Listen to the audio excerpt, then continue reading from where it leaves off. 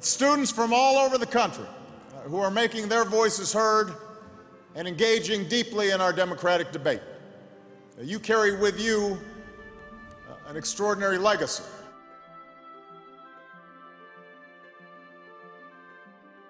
And he has fought for peace and security.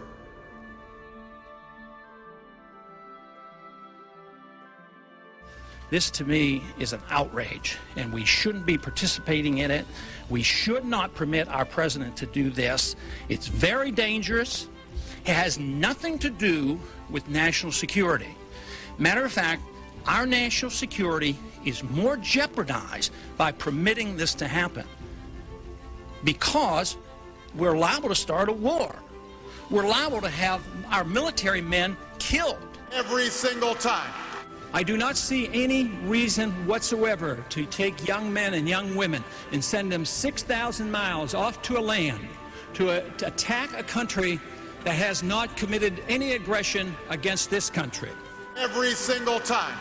In Washington, D.C., we frequently have resolutions being passed that rubber stamp the foreign policy of intervention. But they always get passed, usually nearly unanimously. Maybe there's a few, and sometimes there's only one opposing the resolution. Every single time. Our campaign got more money from the troops than all the other candidates put together. Every single time. We've had enough of sending our kids and our money around the world to be the policemen of the world. It's the time to bring them home.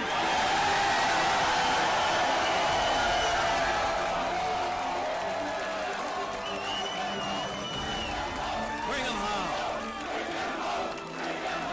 Human values, dignity, and freedom. And he has lived those values.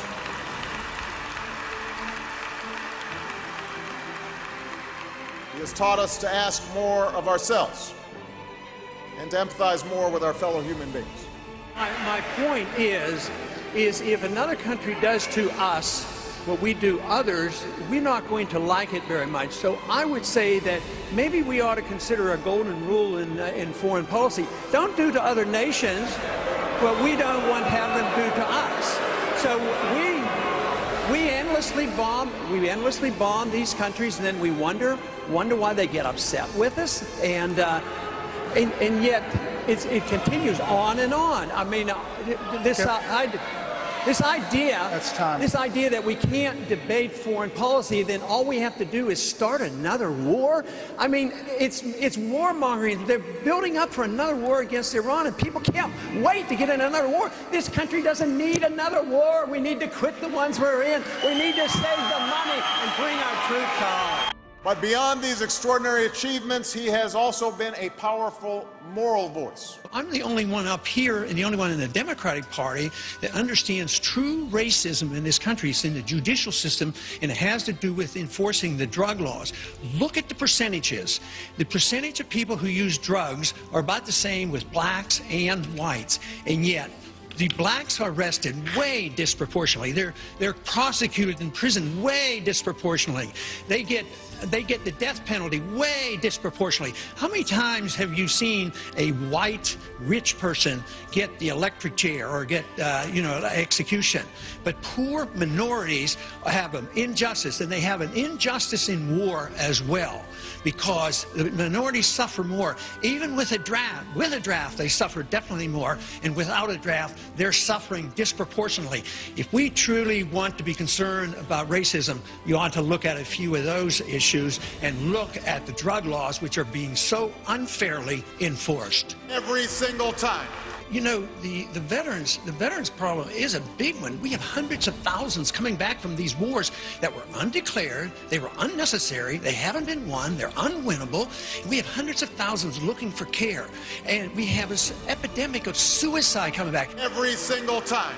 The more we threaten, the more we intimidate, the more we want to bomb people, the more we're leading into another fiasco like Vietnam. We trade with Vietnam now. That's a much better way than trying to impose our will in Vietnam by going over there and dropping bombs. So I would say that this just points out again that we have a very, very poor foreign policy in the Middle East. Every single time.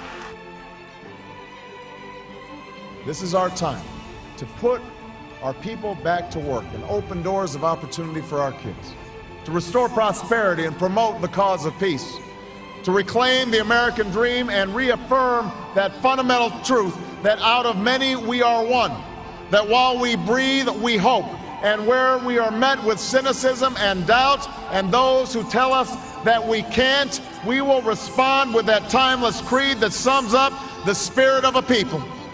Yes, we can.